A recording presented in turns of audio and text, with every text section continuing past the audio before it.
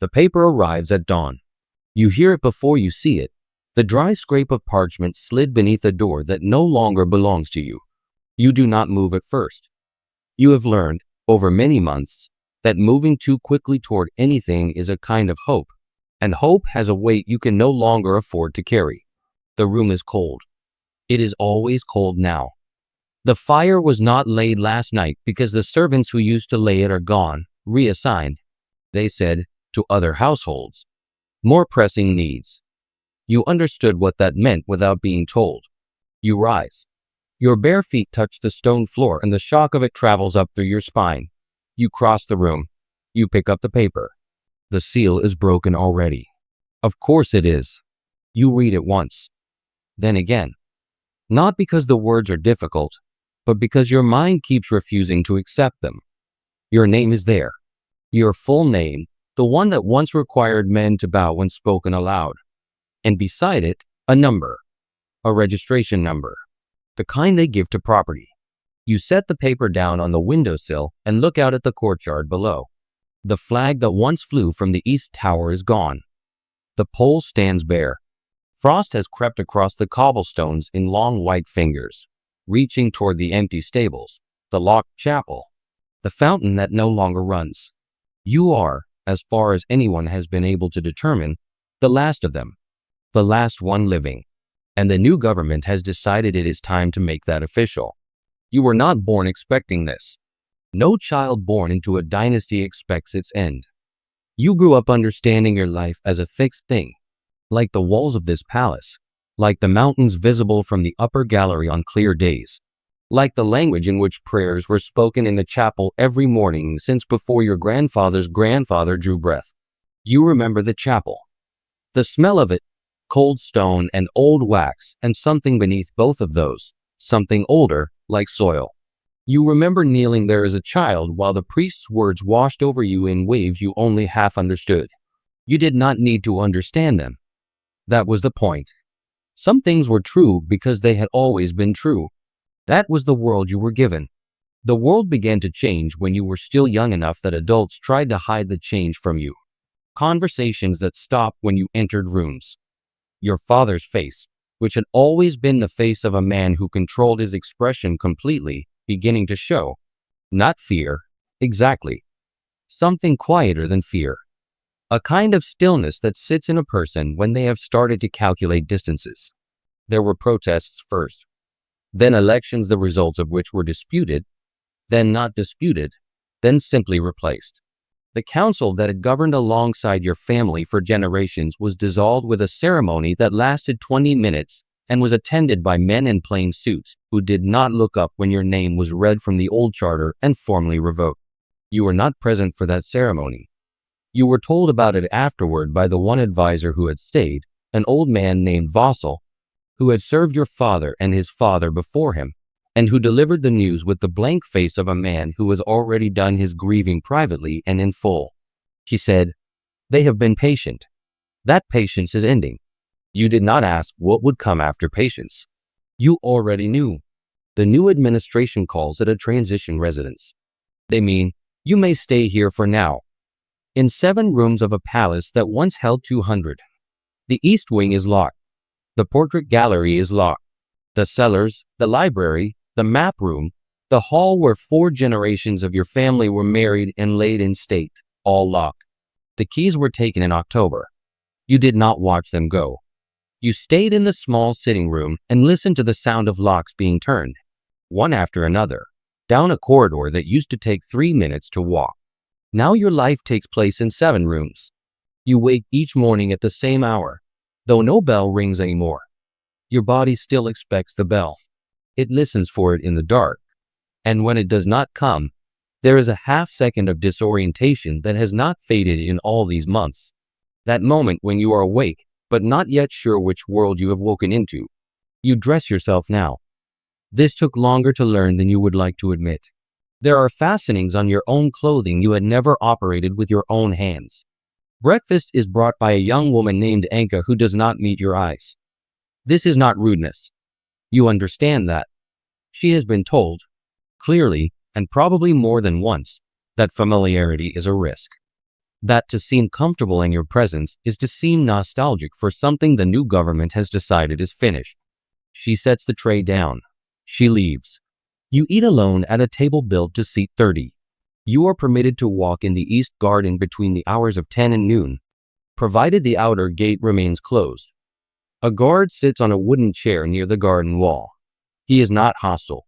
He is young and bored, and he looks away from you in a manner that suggests he has been told specifically to look away.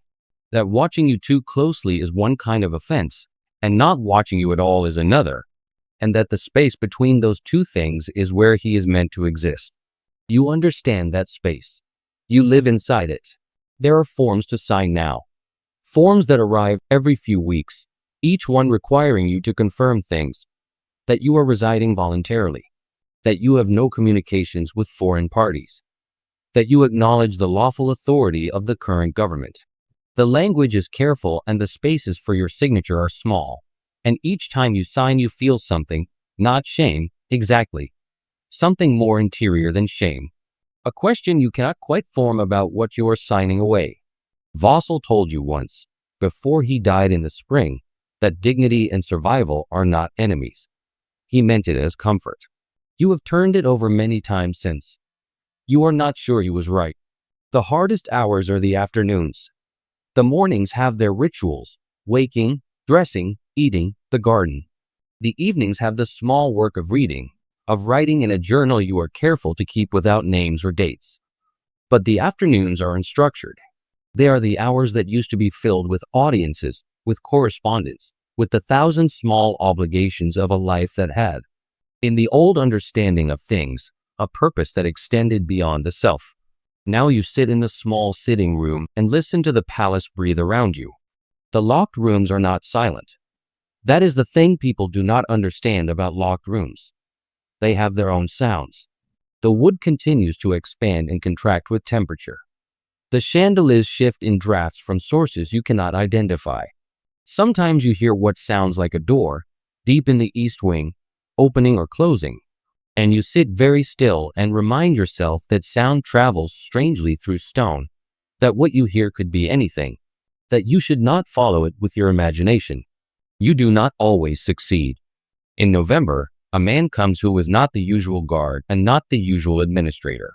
He is perhaps 50, well dressed in the manner of someone who was not always well dressed, and he carries a leather case that he sets on the table between you without asking permission. He introduces himself by his title, Deputy Minister of Cultural Legacy, and he explains the purpose of his visit in the even, pleasant tone of a man who has delivered this kind of news many times and learned how to make it sound like an offer. The palace, he says, is to become a museum. A national museum, he says, of history, of heritage, of what he calls, with only the faintest pause, the full story of this country's past. Your family's name will appear, he says. There will be rooms dedicated to the period. Photographs, documents, artifacts, all properly contextualized, he says. Properly contextualized. He uses the phrase twice. He slides a document across the table. If you sign, you may remain. Not in the palace. The transition residence has served its purpose, he says, with a small tilt of his head that might be an apology. But there is a house. A comfortable house, outside the city. Private, secure. A stipend. A quiet life. If you do not sign, the process continues regardless, as he trusts you understand. But it continues without the cooperation of, and here he pauses again, of the family. Which would be, he says, a loss. For everyone. He leaves the document on the table and waits. You look at it. It is 3 pages. At the bottom of the 3rd page, there is a line for your signature, and below that, printed in smaller type, the legal effect. Transfer in perpetuity of all claims, hereditary and otherwise. You think about your mother's hands. How they moved when she played the piano in the long gallery, not the public performances, but the private ones. Evenings when she thought no one was listening and played differently. More slowly. Like she was thinking through something that had no words. The gallery is locked now. The piano is still in there. You have not heard it in 8 months. You think about the guard in the garden. The young woman named Anka who will not meet your eyes. Vassal's voice. Dignity and survival are not enemies. You think about what it means to be the last. Not a figurehead, not a symbol, just a person. The last person who remembers what it felt like from the inside.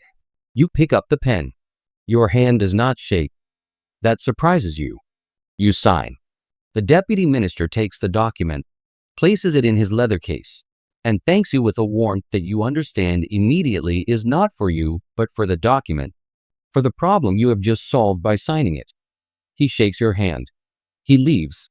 You sit alone at the large table for a long time. Outside, the frost has come back. It covers the cobblestones again. The same long white fingers reaching toward the empty stable, the locked chapel, the fountain that does not run. The palace is very quiet. The house outside the city is comfortable. That is the word everyone uses. Comfortable. The ceilings are low and the rooms hold warmth, and there is a garden that belongs to no history, that no one will ever lock. You walk in it sometimes. There are mornings when you wake and for a half second, just a half second, in that space between sleep and knowing, you hear a bell that isn't ringing. You feel the cold stone floor of a room you will never stand in again. You are, for that fraction of a moment, still something. And then the moment passes. And you rise. And you dress yourself. And the day begins, the way days do, quietly, without ceremony, with no one watching and no one required to bow. This is the life that remains. You are in it.